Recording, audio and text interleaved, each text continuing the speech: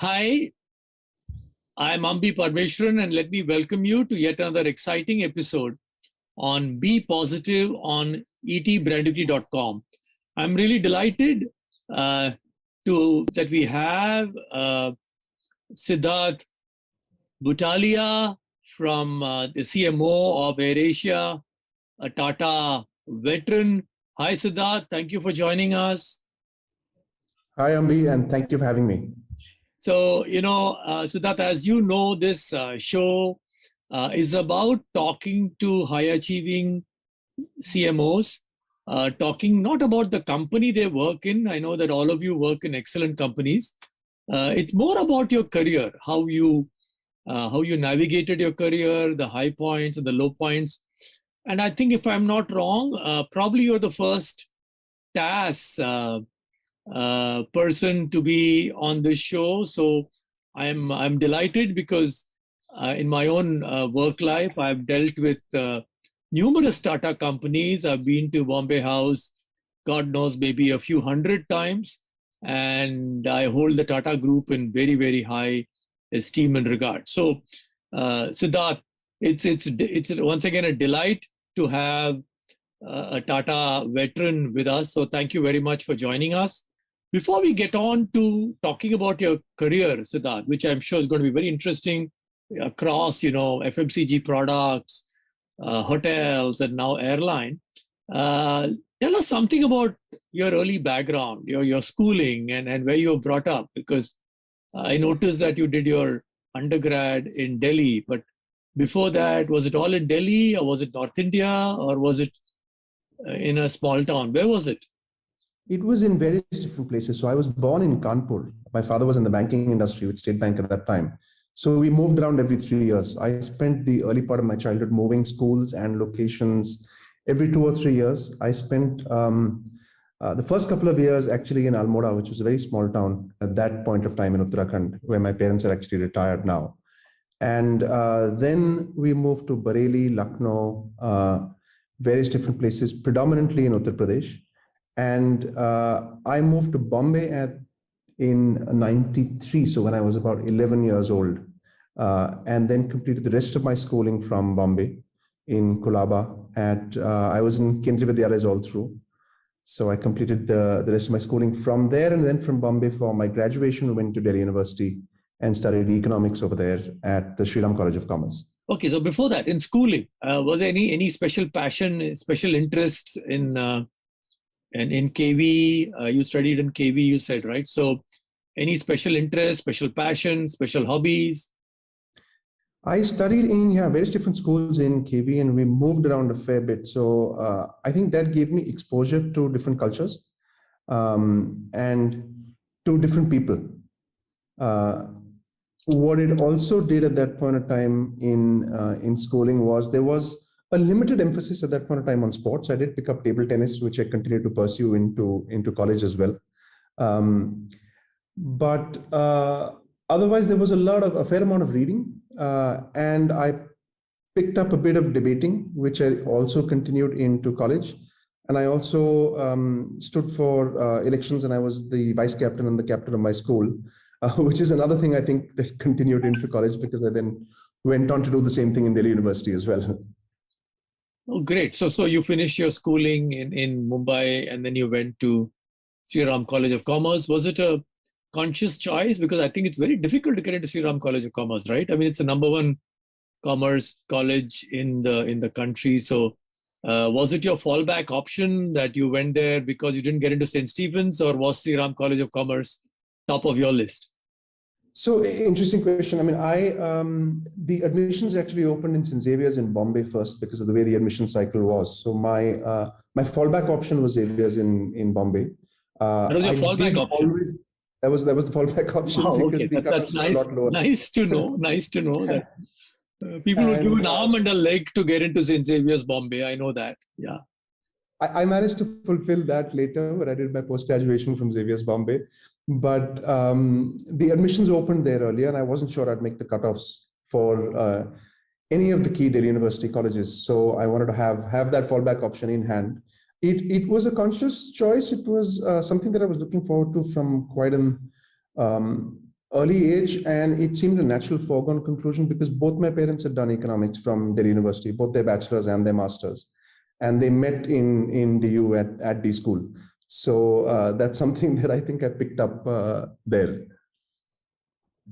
So was it a gentle nudge from the parents that you took commerce, or was it anyway in the blood? No, it wasn't a nudge at all from their side. I think I grew up with the exposure to them and their friends, and all of their friends were from college, from the different colleges in Delhi University North Campus, and from D School.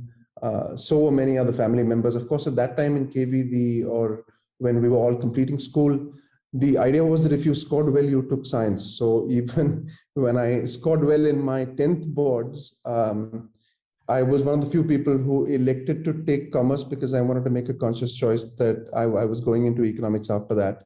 And it was, I think, about the exposure and the stories and the individuals I'd met, and who I looked up to, that probably prompted me to continue down that path. Though most of my friends from school then went on to do engineering or the sciences in various different forms. But yeah, it so happened that I chose economics and continued with that, and was quite happy with that decision. So it's what you said is very right. Because most in economics and commerce is like a something reserved for students who don't score very high in 10th and 11th. But I think it's good to meet someone who said, no, I would like to do commerce, I'd like to do economics. So you went to Sri Ram College of Commerce and you did BA Economics, or what was it? A BA Economics, yeah, that's right. And that was 3 years. So anything you remember from there? Did you study, or did you have a good time, or did you have both? I mostly had a good time, quite honestly. I didn't do a lot of studies. I didn't. I did a lot of extracurriculars. I was in the hostel in Sri Ram College. I made a lot of friends, and they were very formative years, I think, for most of us at that time. It was the first time that many of us had been away from home and from families, and the university offered a lot to explore. In terms of sports, in terms of extracurriculars. So I got on to table tennis, into water sports. I represented SRCC in water sports in their university. I was an executive member of the English Literary Society, the Debating Society. I was in the Dramatic Society and took part in, wrote, acted in various different forms, street plays as well as stage plays, which we performed in the university. And then in the second year, I got actively interested in politics in Delhi University. And so I stood for elections and got elected the General Secretary of the Students' Union. Students' Union of SRCC. Of SRCC, that's right, yeah. It must have been a well-fought election. That was a well-fought election, yes. We were, I think, the first year in which everybody who was standing for elections for the various societies, when we were all from the hostel, and a couple of other candidates who were part of the same team that we were standing for, who won together. And the other difference, I think, was that none of us were affiliated with any of the political parties. And that made it all the more difficult at that time, because we were fighting big money and big power in Delhi. But it was a proud achievement. It taught us a lot and gave us a lot of confidence, I think, in the ability to make change at a young age in university, because DU, unlike many of the others, is very participative in the management of the college and the ability to influence change within the college and the university at large by the students. And I think there's a long history of that, obviously, which is why many people from there have then gone on to do the same things at the national level. Yeah, I know that. I think including Arun Jaitley and all these people are products of the DU system, right? They all cut their teeth in standing for elections and winning elections, and then going on to join the mainstream politics. In addition to having great careers as lawyers or as economists or whatever, right? So, in spite of all this, you managed to clear your exams and pass. Yes, I managed to clear the exams and pass. Not with the kind of flying colors that I had done so far in my academic career, but yeah, I think walking in those kind of footsteps was something that was a great learning. Arun Jaitley, in fact, was the general secretary of SRCC and then of the Delhi University Students' Union before he went on to national politics. And there were many others like that, and we got to engage with many of those people. It was the Platinum Jubilee year for SRCC as well. So we had the Prime Minister also address us at Vigyan Bhavan. It was Vajpayee ji at that time who was the Prime Minister. So a lot of exposure to that, a lot of exposure also. The country was opening up. I think in many ways this was a good decade after liberalization. And so job opportunities had started coming into campuses. There was a great emphasis on people in either going abroad to study or giving CAT and doing their MBAs from various different business schools, as well as joining careers, which was the first time I think that you had active corporate careers starting off from college, where institutions like Hindustan Lever, HL at that I time. know that. I think even companies like McKinsey and BCG and Hindustan Lever, all these people started going to Xavier's and I think St. Stephen's and SRCC, and of course my alma mater, Loyola, where I did a PUC in Chennai. I mean, suddenly there was something, we never used to have something called placement during my time, right? I mean, and then suddenly started getting placement in all these colleges. Was great. So did you take up a job after SRCC, or did you go write your CAT? And I didn't do either. So I wasn't very enamored by MBA at that time. I somehow figured that if everybody was doing it, it can't be something which is very unique. Though I did go on to give CAT later in my life, but I didn't do either. I had a couple of job offers, and I wasn't really keen on that. I wanted to study more. I thought I hadn't done enough justice to the academic side of things. And so I went to do my post-graduation from Xavier's Institute of Communications in Bombay in marketing and advertising. It was a mass communication post-graduation. The specialization was in advertising and marketing. This is XIC, right? XIC. That's right. XIC. I think Arvind Vinayak used to run the program. I don't know whether he was there during your time. Not during my time, but yes, he was there at one point, yes. Okay, so you did that 1 year. That's a 1 year program, isn't it, or a 2 year program? That's a 1 year program. Yeah, that's a 1 year program, and it used to be evening classes at that time. So you were empowered to be able to take on a job and learn in advertising while you were studying, which is what they encouraged to do, because a lot of the learning happened on the job, especially in when you're doing a post graduation. I think it always helps to have some context in the field that you're studying. So when was this? When were you doing your XIC? This was in 2003. So I finished college in 2002 and then XIC in 2003. So I don't know whether we came, but I think my old agency, FCB Ulka, used to hire copy trainees from XIC. And I used to, again, as a first, we used to actually go and do a pre-placement talk at XIC. I don't know whether you were there. I mean, I used to do that every year for almost a decade, go and deliver a talk, show the show reel, tell the kids what a great agency and, great careers in advertising, etc. So you completed XIC. After that, did you start working, or was it? I started working during XIC. So thankfully, I managed to, I loved studying advertising and advertising in general. So I managed to top the class in XIC, and I started working and got an offer from Ogilvy at that time as an account executive, and joined Ogilvy while I was at XIC. I was working on a few marquee accounts. I was on Nestle, on Kodak at that time, which was big, and on Pidilite with Fevicol, where Piyush was the creative head. So Piyush used to think of the script and call the client and tell the client the script on his way to work or whatever. I mean, all those legends one has heard of. So how many years was it in Ogilvy? It was a year almost at Ogilvy. I moved from there to J. Walter Thompson. I thought that Ogilvy was a great creative powerhouse, and I was learning a lot over there, but I wasn't in creative. I was in servicing. And JWT had, on much more structured accounts, I began to realize that the influence that I have over marketing, being an advertising executive and client servicing, is very limited in scope and in influence.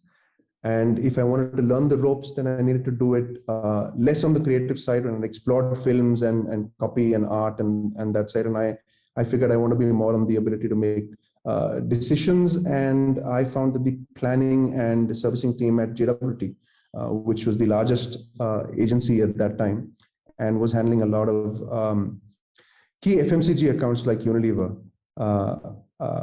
were interesting. Their offer was good. And so I moved from Ogilvy to JWT. I began to handle the detergents, the RIN account over there. And then we pitched for and won the SPI mutual funds account for JWT as well. It was very, very interesting time because Procter & Gamble had just brought Tide into the market in India.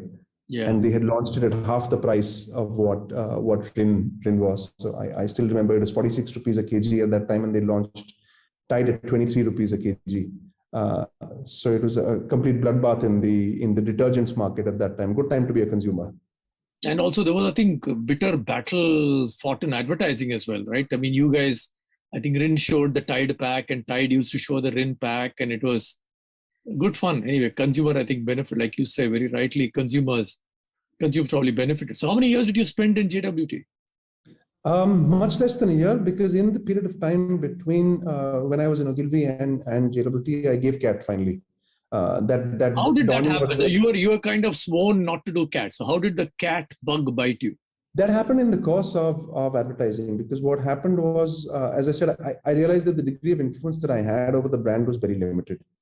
And I was essentially carrying out either a strategy that was thought of in the marketing departments of the organizations or the client organizations, or the execution that was thought of in the in the minds and the pens of the likes of Piyush and people like that. And so I said, if I do need to be able to influence it, then obviously it seems. And by that time, a lot of my batchmates from college and school had done their MBAs. So I got a better look at the kind of experiences and the stories that were coming out from what they were doing and what they were joining. And that interested me suddenly, because the appeal was always there. So I said, it wasn't a conscious choice really to say that I want to do an MBA. It was more to say, have I missed out on something because I never gave CAT? And then I gave it and scored well. And after the scores came and the interview calls came from the IIMs, it was very difficult to refuse that. It was very difficult to say, no, I have a passion in advertising, but I don't want to do this, because it didn't seem like the opportunity that might come again if I wanted to. No, I think we've had, in my own career, I've had youngsters like you working with us and, getting, doing the CAT and getting into, one of the good business schools. And our always thing was go, please go. I mean, you're not going to do badly if you go and do an MBA from a good business school, right? And so you went to IIM Lucknow, right? Which brought me back to UP. Yeah, back to UP. That's why the UP is part of your life here. So how was so you must have, unlike many of us who just went and did a CAT and went to IIMs, you actually took a conscious call, I will not do CAT. And you worked for 2 years, did a part-time postgraduate course, and then you finally took a plunge and went to IIM, right? And then went to one of the top IIMs in the country. So how was it? Was it a big disappointment, or was it much better than expected, or how was the first feel? It was a big learning. It was very different from what I'd expected. And there were many reasons for that.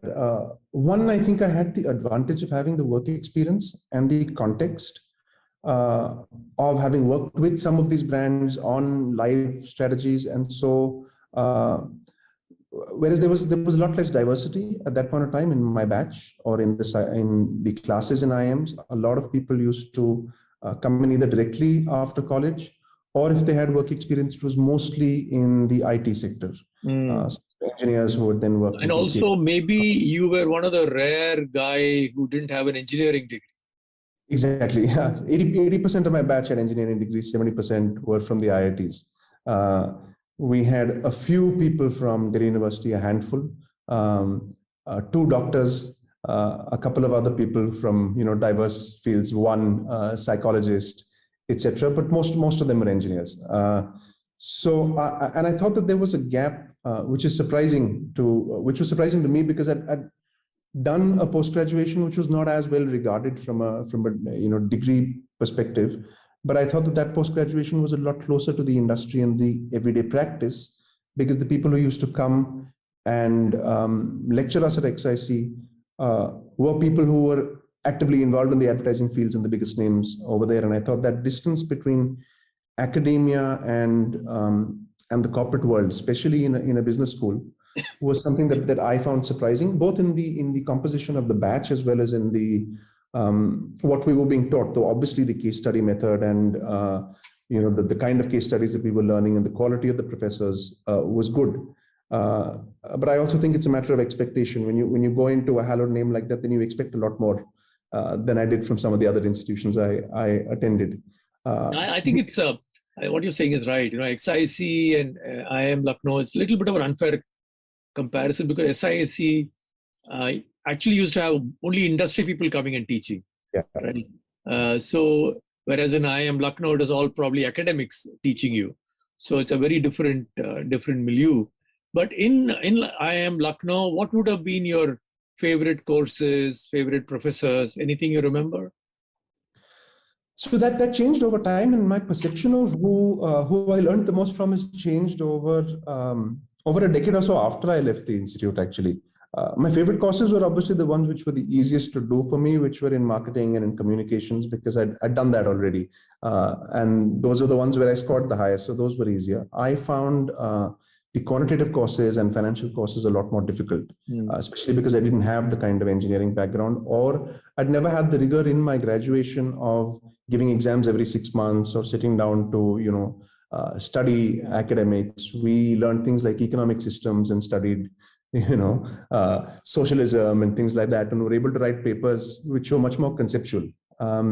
So those were courses I struggled with. I enjoyed some courses like organizational behavior, design of work organizations, strategic management. Those were areas I hadn't had exposure to. So those were things I enjoyed.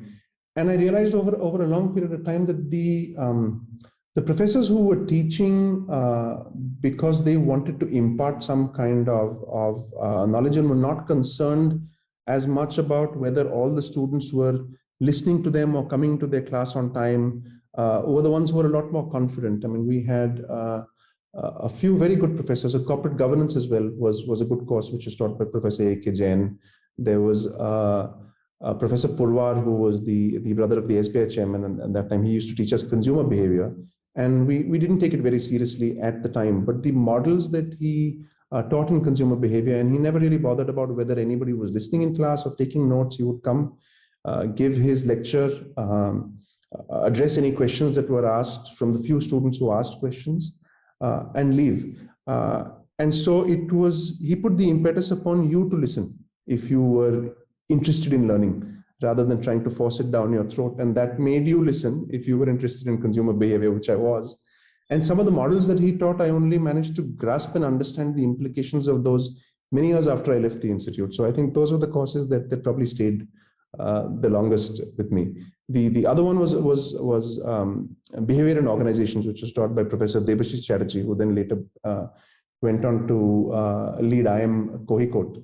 And he had a unique method of essentially giving a lecture and then asking you to write about it, not necessarily about the lecture, but about anything that came to your mind after you'd finished that lecture, and make that into a compendium, which was a book at the end of it. So at the end of his course, we all had in groups written a book, which was not necessarily about the course at all, but was inspired by whatever might have come up in our minds during the course. And those were good learnings, and those stayed. Very interesting. I think there is merit to case study method, and I come from IIM Calcutta, which is of course not a big fan of case study, but we had a few courses where we had case studies, and you remember them strongly. And we had a lot of professors like what what you're saying exactly, that the professor will be smoking a cigarette, he'll stub the cigarette out just outside the classroom, walk in, start writing and start talking. At the end of the time, he'll again stop, he'll go to the classroom, light a cigarette and walk off, right? And it's up to you to pay attention, to take notes, put up your hand, ask questions. And I still remember this. It's a funny anecdote. So this economics, macroeconomics, and a friend of mine sitting next to me asked this question saying, if this happens, if inflation goes up, if that happens, and this happens, and that happens, and this happens, and that happens, do you think labor productivity will increase? So the professor looks, says, yes. That's it. That's it. The question was almost 2 minutes long, and his answer was yes.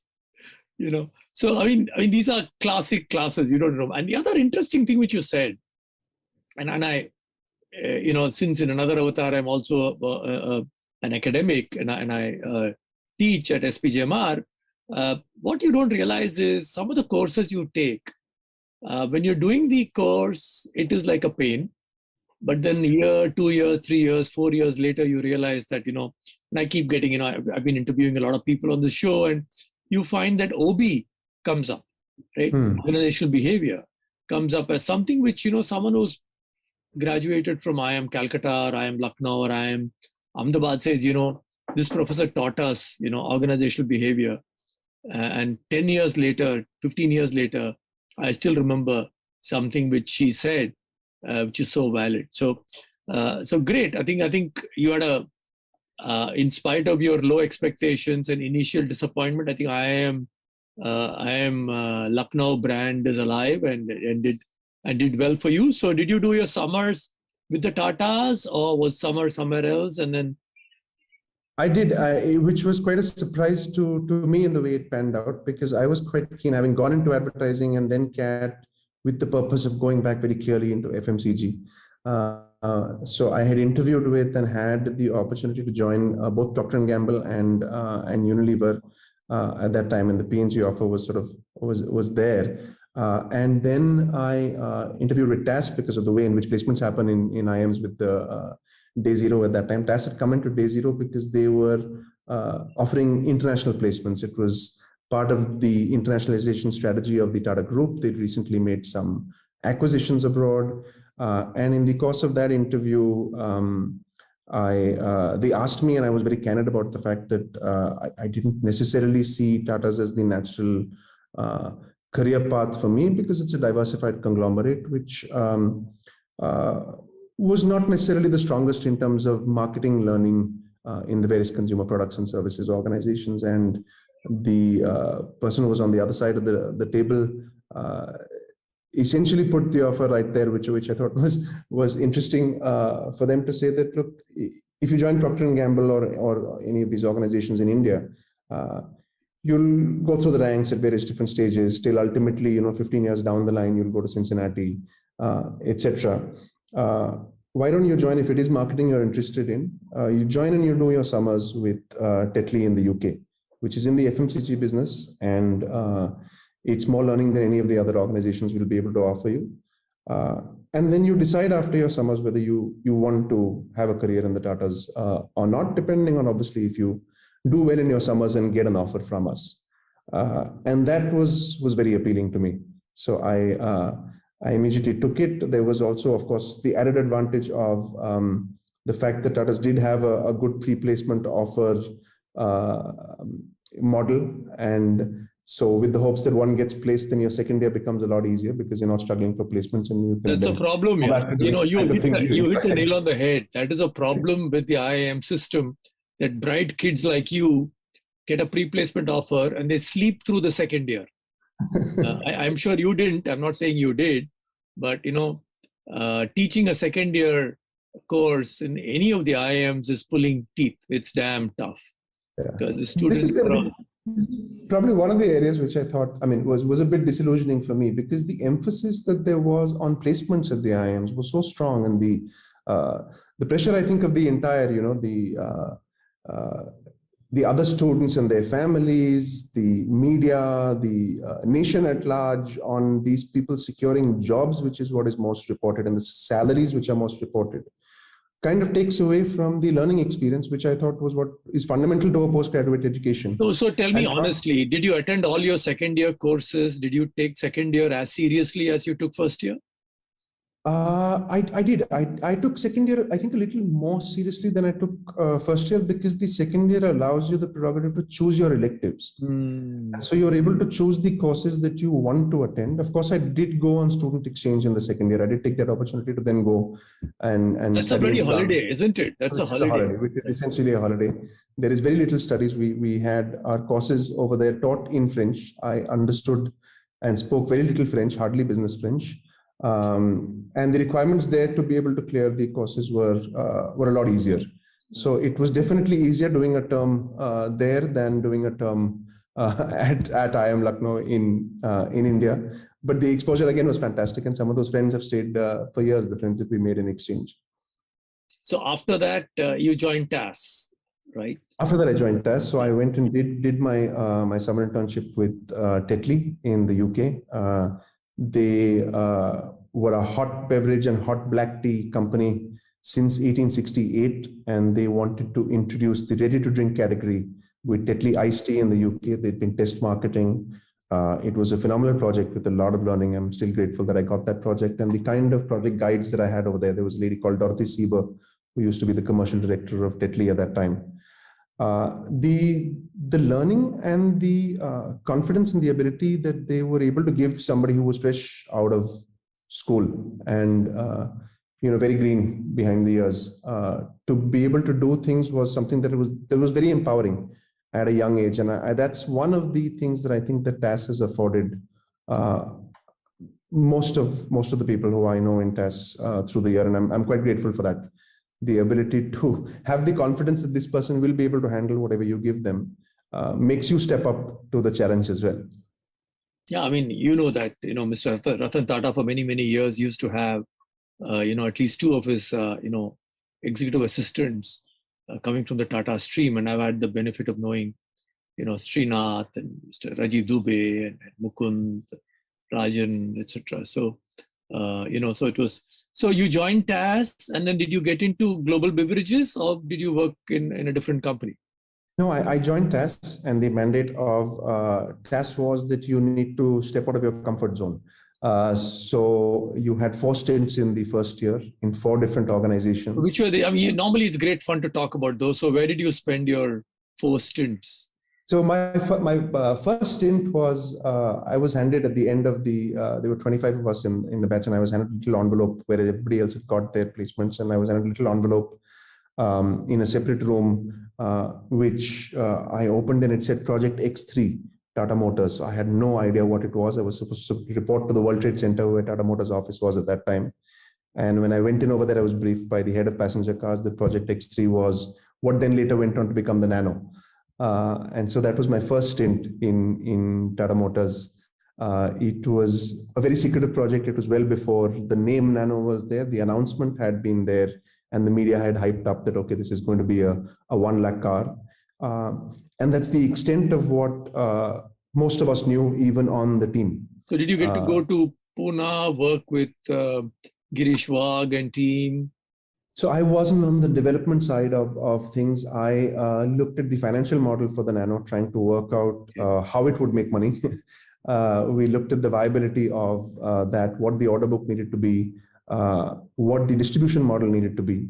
And it was very interesting because you're typically given the 4 Ps of marketing that are in control of marketing. And here we were told, look, the price is not something that you can touch.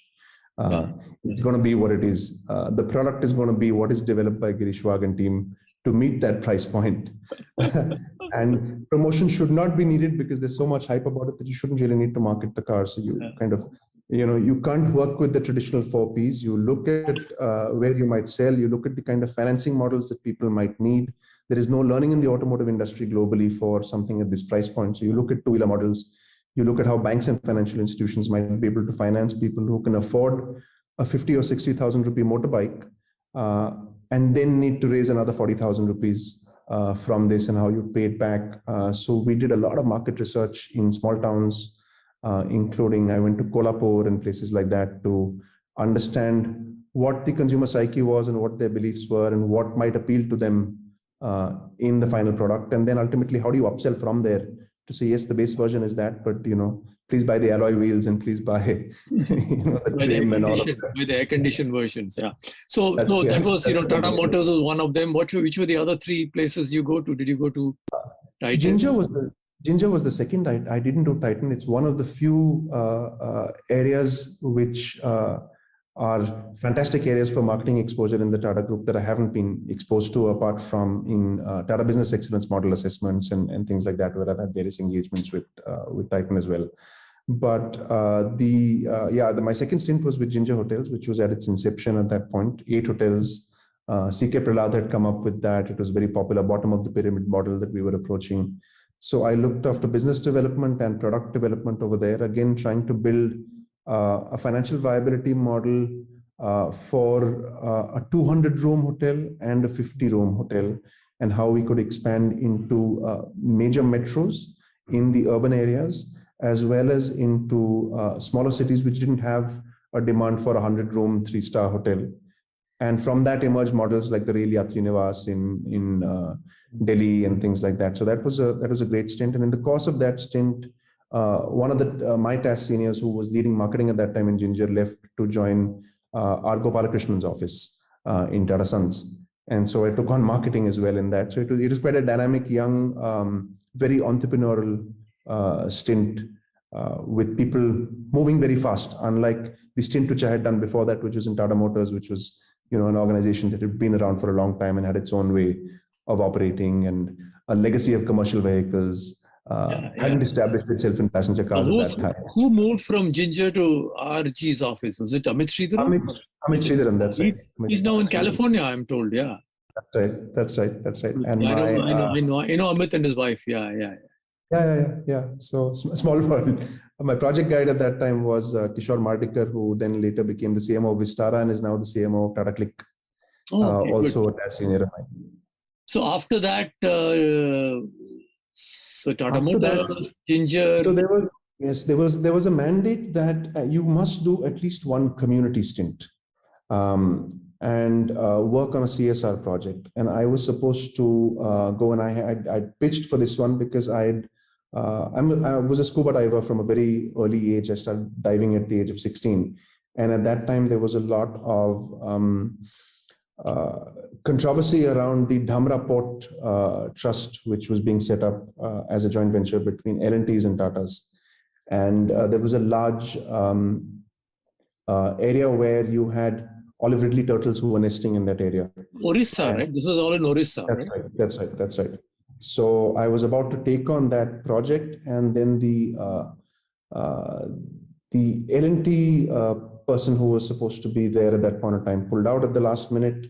And so I got assigned a desk job in Bombay House, which turned out very well because it was in Mr. Gopalakrishnan's office, and it was looking at, and it ended up not to be a community stint at all in the traditional sense of the word, but it ended up being what the internationalization strategy of the Tata Group should be in 4 focus geographies in the US, UK, China, and South Africa. This was well before Jaguar Land Rover or Chorus Steel or any of those had happened. Tetley was one of the few acquisitions with a couple of others which had been made. And so it was defining what that strategy should be in these 4 regions. And I spent 7 weeks essentially working on one presentation deck. So from Ginger, where it was active on the day in the market, but this was a deck that Mr. Tata was going to be seeing finally, and everybody had a view on what should be done. And so we had to get every word right in that. So it was a very different experience and a great experience. And some of those things, panned out many years later. I think it taught me that when you're working on a day-to-day job, then you're trying to fight battles that are there. When you're working on strategy, then it might be something that you'll see actually come to market 5-10 years down the line. What is the urgent and what is urgent and what is important, right? So after your initial tasking, where did you got posted in which company? But then I moved to Tetley. So I'd done a stint then on the integration of the Tata Global Beverages companies, because by that time there was Tata Tea in India, Himalayan Water had been acquired, which was Mount Everest mineral water. We had Tetley in the UK, and we had 8 o'clock coffee in New Jersey. And so we were amalgamating all of these and forming what then became to be known as Tata Global Beverages, which is now Tata Consumer Products. So I was part of that integration team and looking at innovation. And then I went and joined Tetley again, which had been my first love in the group, as the brand manager in Tetley UK for non-black teas, which was the growth portfolio outside of the black teas, and managed that for a couple of years in the UK, in London. The office was in Greenford at that time. So anything you remember from there? Some campaign you did which worked, some campaign you did which flopped? Oh yeah, I mean, I think one of the learnings that I had over there was the importance of the large retailers which are there in the established markets. Essentially, 90% of your business comes from 4 big retailers. It's the Tesco, Waitrose, Morrisons, etc. of the world that control the market. And the fact that India is a lot more dynamic in its consumption behavior and its patterns. It is a lot easier in many ways to be a marketeer in India because people are open to trying new experiences and products. It's a young base predominantly. Majority of the country is under 25 and don't have a legacy.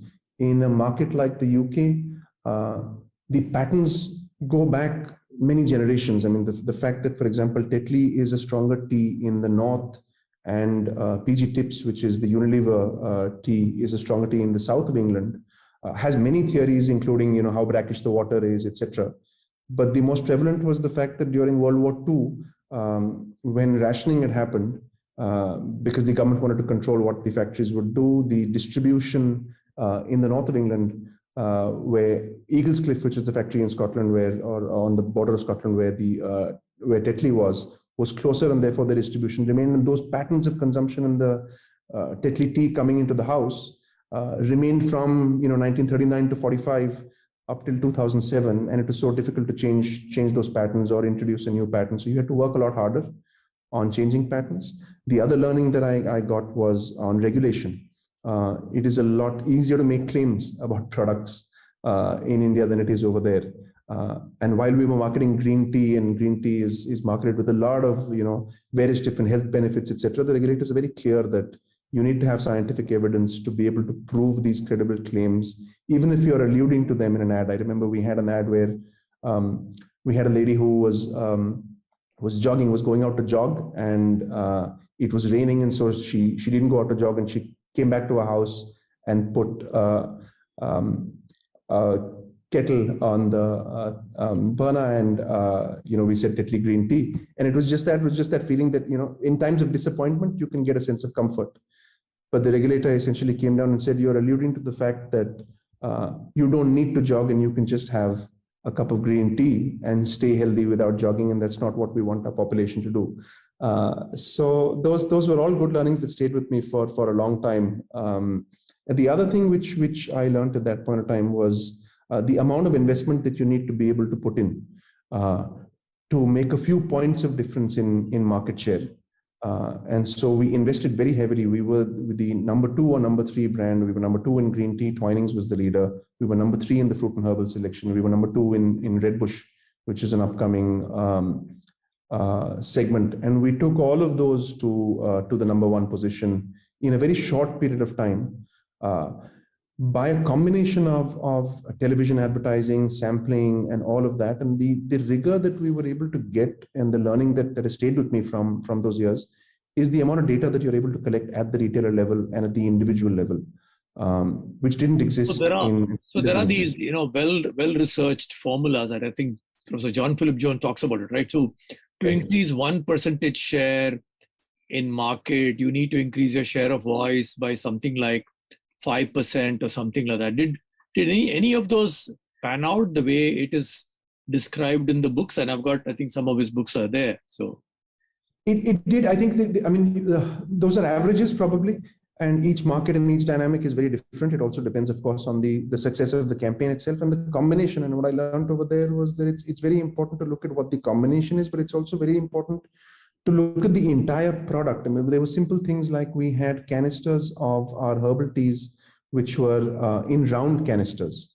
And we had various different SKUs of that. And what that meant is when the shopper went into the supermarket to buy it, then you were able to stack less round canisters than if you had them in flat boxes. Yeah. Because of just the dynamics of the space. Yeah. And if you had more SKUs, then you had less visibility per SKU. So we rationalized the range. I rationalized the product range from 19 SKUs to 8 SKUs. Mm-hmm. And that enabled us to get a lot more visibility in the supermarket shelves, focus on the share of voice for those SKUs. And we actually grew our margin, our gross margins from about 25% to 75% in the same period, because the factory operations were also looking at a much smaller set of SKUs. And so there was operational efficiency, distribution efficiency, the listings were a lot easier, and you were focusing a lot more.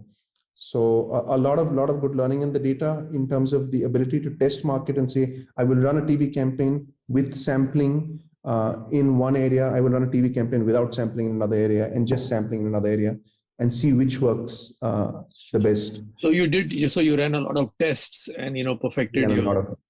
Okay, so this stint was what? This stint was 3-4 years at. This stint was 2 years. I was keen to move after that, because there was a lot which was happening in the rest of the world, and I felt that hot tea market and UK in general in marketing was very stagnant. It wasn't exciting enough and dynamic enough to be able to move things. It was frustrating at times that you did a lot of effort, and it was very well lauded that you were able to move the market share by a couple of percentage points, but it didn't seem like a lot, especially to a young. But it's still UK. It's UK, one market, tea, hot tea. So you took the opportunity and came back to India. Which didn't pan out in the way in which I expected, because I was actually moving to New Jersey with 8 o'clock coffee. It was very appealing at that time because the show Mad Men was around in 8 o'clock coffee. Was the sponsor of Mad Men, and was a fantastic brand of coffee. I was always much more of a coffee lover than a tea drinker. So, tea was a bit of a learning experience for me, even from the perspective of tea, because we'd grown up, as I said, in UP, in Delhi University, etc., drinking tea, which was not anywhere close to the best quality. So what my perception when I used to go to the tasting room and taste tea of a good cup of tea was actually a very poor quality cup of tea. And what I realized is the ones that I found. Chai, we drink kadak chai, especially in your Delhi dhabas. You get that really terrible tea. Yeah. My palate learned along with that. So I was supposed to move to 8 o'clock coffee, and I got a call from the TAS office saying that Mr. Ajoy Mishra, who was then the senior vice president of sales and marketing at IHCL, the Indian Hotels Company, wanted to meet me and may have a role to offer. And I said, that's very interesting, but I'm moving to New Jersey and 8 o'clock coffee, and this is the kind of brash attitude that young people have. And they said, no, he's a TAS senior of yours, and you must do the courtesy of going and having that conversation and politely declining if you feel that it's not a merit. And I went and spoke to him at the office of the Taj, and he told me a story that made me stay with that organization for a decade after that, because he said, we've been one brand for 100 years. We're universally known in the country. It's been the Taj brand since 1903. And we've never needed to market, but we have competition coming in. The likes of the Starwoods and the Marriotts and the Intercontinentals and the Hiltons of the world are coming into India. We've been a luxury brand, and luxury by its definition cannot scale, because it must remain available only to a few at that price point. And if we expand too much with the Taj brand, then we stand to dilute it. So we plan to launch new brands, but we don't have the expertise necessary to do that. And we're looking for somebody who has launched brands. And so why don't you come on board and launch the Vivanta brand and then head marketing for the brand? And that was a fantastic opportunity. So I came back to India and then stayed with the Taj for a decade after that in various. So Ajay was there, Deepa was also there, right? That's right. Deepa was the head of marketing and was my boss. Yeah. And Ajay was there, right? And then I think Shalini Rao probably was also around at that time. Shalini Rao came in later as the head of marketing. Yes. Yeah. So how was it launching the Vivanta brand? How was the experience? It was a phenomenal experience. I got to work with some great people. Rohinton Commissariat, who was looking after the brand at that point of time, what we call premium hotels is that portfolio. Um, I suddenly learned that the brand is not just about the product. And I had a conversation at that point in time before I left Tata Beverages, because that, I was also leaving one organization, and the managing director and CEO at that time of TGB was Percy Sekanporia, who was also a TAS senior of mine. And I went and had that conversation with him and said, "Sir, I have this offer as well as the one from 8 o'clock, and what do you recommend I should do?" And he said, "Look, if you want to learn about consumers, then," and it was surprising coming from him, and that's why it made all the more impact. He said, "If you want to learn about consumers and how to handle consumers and consumer insight, then don't work in an FMCG company, go and work in Taj, because they really understand what the consumer wants and they deliver it in every form. And so you must have that learning experience if you really are interested in what drives consumer behavior." And we did that when we launched the Vivanta brand. It was not about the brand or the marketing. It was really about defining the service standards and the operating standards and the product standards. How big should a room be? How many fixtures? What kind of bedding? What kind of curtains, etc. But also mapping out each and every. We mapped out 153 touch points of interaction between a guest and a member of staff and a product or service experience, and defined how each of those touch points needed to be different for the brand, which was something that I'd never experienced in FMCG. So it was a great learning experience, and became a Harvard case study after that, the launch of the Vivanta brand. So, great. So from Taj, the next stop was airline, right? So much later, yeah. I moved from Taj in the Vivanta brand, then back to the UK. I spent 5 years there at the Taj in London. We were rebranding. We had a hotel, which was the Crown Plaza, London St. James, which we had given on management contract. So Taj owned the property, but the management contract or the brand license was with the Intercontinental Group. And we had another property over there, 51 Buckingham Gate, which was 85 suites and residences, 500 meters down from Buckingham Palace, an uber luxury property. And we wanted to rebrand that hotel because the learning at that point of time, and the Taj had acquired the Pierre in New York, which used to be the Four Seasons, and the Taj Boston, which used to be the Ritz-Carlton. And the idea behind all of that was that if you want to be able to attract foreign customers who are coming into India, then you needed to have an established presence in those markets, because their understanding of what luxury is defined by what they experience in their own cities. So if a New Yorker knows that the best property in that city is a Taj, or the Bostoner knows that the best property, and the same for London, then you had to establish your luxury credentials in those luxury markets, so that when those individuals are traveling to India or the Maldives or the US, etc., then they will pick you over, the likes of the Shangri-Las, etc., of the world. And so I spent 5 years again in the UK. Looking after that, rebranding, looking after and creating the Taj brand over there, the two properties. That gave me some exposure to PR and corporate communications, because I was handling that portfolio as well over there.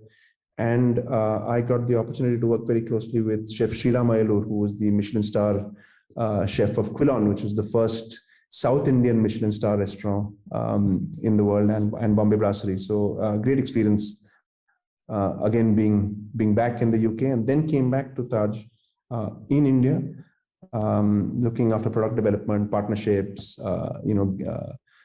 commercial strategy, market research. By then, probably the Taj leadership had changed, and the vision probably twice over. Yeah, dramatic. I mean, there've been a lot of changes there, and I know a little bit, not too much, but yeah, I know that the branding, etc., all kind of gone through its own kind of questions, rightly, wrongly. I think any company has to try those experiments. Those are big bets. New York was a big bet. So was Boston. I think Boston, you've given up the property, if I'm not mistaken. Yes. London, again, was a big bet. So very interesting that you were there, kind of in the war front, fixing all these things. And then you came back to India, you worked with Taj, and then you moved to AirAsia, right? And that's right. When did you move to AirAsia? 2 years ago?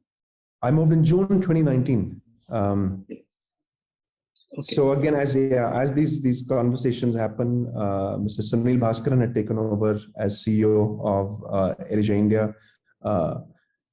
AirAsia India had been written about in many different ways. The whole idea of the airline industry was always being questioned in India, of whether the Tatas wanted to be in the airline industry, what they were doing and what the strategy was, why two airlines, etc.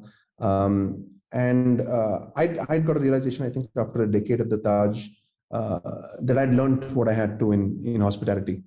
And I was now not learning as much. I was utilizing the learning that I had acquired over many years, but new learning was not coming in. And I had got into a comfort zone and kind of remembered that the premise of TAS was that you have to step out of your comfort zone if you want to learn.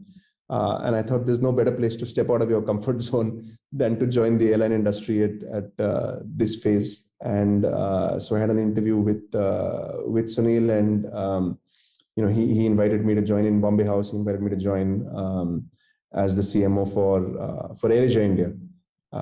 And I'm very glad I did that, though the last couple of years, of course, have been dramatic turn of events for the airline industry and for us, to say the least, has been.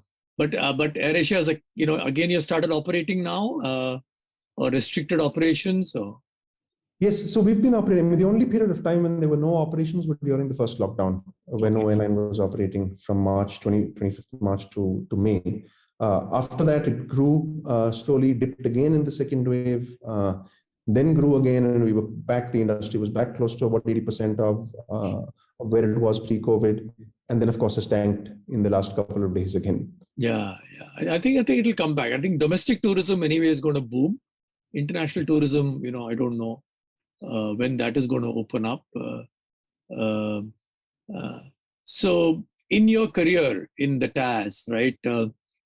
You talked to a lot of bosses, right, who've been your mentors, etc. Any 2-3 mentors you want to talk about? You talked about Ajay Mishra, Percy Singapuria, Sunil Bhaskaran, before that Amit Sridharan, RG, of course. Anyone else you want to talk about as a mentor who helped you get over your tough spots? Yeah, I think my first stint, as I mentioned, with Tetty in the UK with Dorothy Seaver was something that was a good learning experience for me, because it made me, as I went on to lead teams later, realize that you have to be able to have the confidence that your team can deliver, irrespective of where they come from, what their experience is, how young they are, etc., and allow young people to come up with ideas and deliver on them. And the same, I've learned traits, I think, more than skills from various different managers.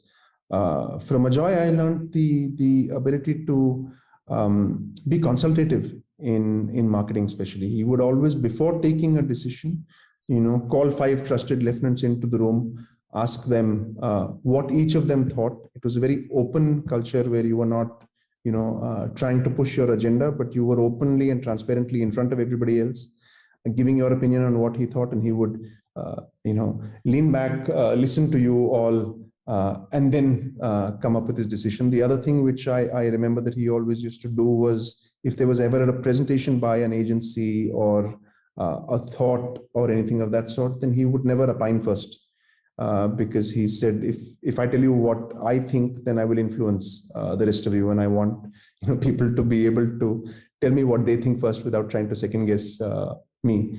And those were all good learnings. Rohinton Commissariat, who I worked with at Taj, who was my boss when I joined the Taj, looking after premium hotels and Vivanta, was a fantastic learning. Empowered me a lot. He had the confidence to be able to say, I want you to handle everything. So he told everybody in the organization on day one that please mark this person on every email that you mark me.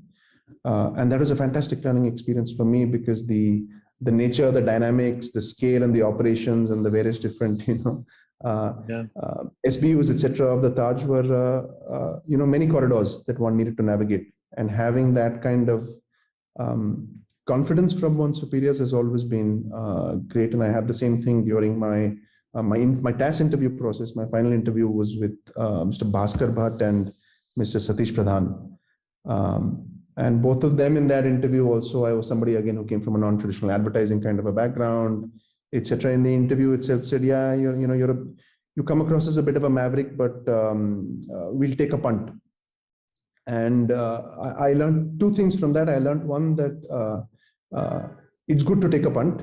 And I learned that second, it's sometimes good to tell the individual that you're taking a punt, because they will work all the more harder to make sure that their punt is proved right. Yeah, I think you had a very good panel, because I think Bhaskar anyway himself is a very interesting guy. So only thing, it's a shame that you never got to work with him in Titan. But yeah, Yes.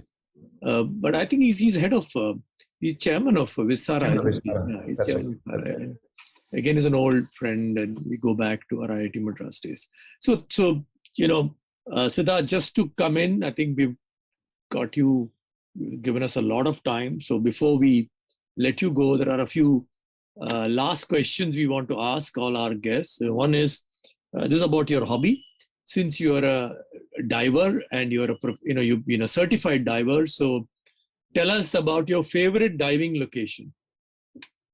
I mean, by far the Maldives. I don't think there's been anything that is compared with the Maldives. Again, I'm thankful to the Taj that I was able to go there as an employee over there and dive over there. But the experience that I had over there, the clarity of the water, the way in which they approach, sustainable tourism, and I dived with manta rays over there. We dived with sharks, with turtles. And it's just a phenomenal experience, I think, in the Maldives. Though I've dived in Europe as well, which is not as exciting. In Southeast Asia and in India. India does have a couple of good diving spots. But the world's ecosystems really have, since I started diving in 97, when I was 15, the nature of coral reefs has changed. A lot of them have got bleached. The impact when you go down below the surface of the water and you look at what has happened to the marine ecosystems, you really understand the impact of the way in which the climate has changed in a way that we often forget when we're on the surface. So obviously, when you look up, even today in most cities, then you don't see any stars which you used to see a decade or two ago. So it's apparent in cities as well, but I think when you're in the environment, then that impact really comes home. So have you gone diving in Seychelles? Because we were there a few years ago. It's amazing. It's amazing. I mean, I'm sure I haven't. Maldives, Seychelles again is beautiful. I mean, absolutely unpolluted and beautiful.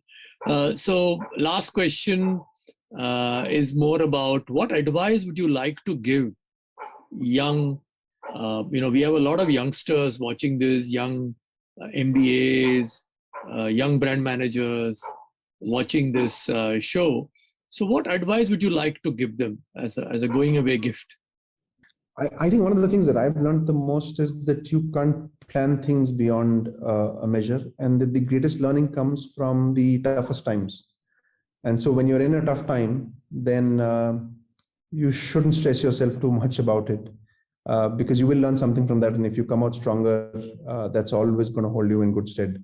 And that's not just in your professional career, but in life in general, I think. And that's been a good learn. Many of the stints that I did that at that point in time didn't seem as enjoyable were things that I learned a lot from, because as I said, it's that whole ability to say, I want to get out of a comfort zone. It's very easy to be in a comfort zone and to perform and do things that you're good at. It's a lot more difficult to go into a zone and do things that you're not as good at or not as comfortable at. And so I've tried to make some conscious choices to do those in my career, as difficult as they may be while you're doing them. Yeah, so thank you. I think, Siddharth, that was a great piece of advice to young people, that don't get into a comfort zone. Get into uncomfortable situations, because it's an uncomfortable situation where you will end up learning more. And you will probably test all your knowledge and also get to learn new things, right? So it's easy. You could have easily stayed from Tetley, you could have gone to 8 o'clock, and then you could have stayed there in the beverages business selling coffee, tea, every alternate decade. But you decided to move out, get into a completely uncomfortable position of working in a super luxury marketing job. And then of course from there you moved into airline, which is probably one of the most toughest industries to work in.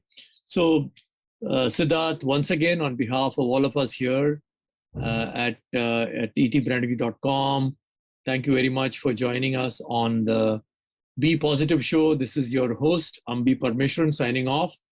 Thank you very much, and stay safe, stay healthy. Thank you. It's really been a privilege interacting and quite a pleasure. Yeah, thank you. Thank you.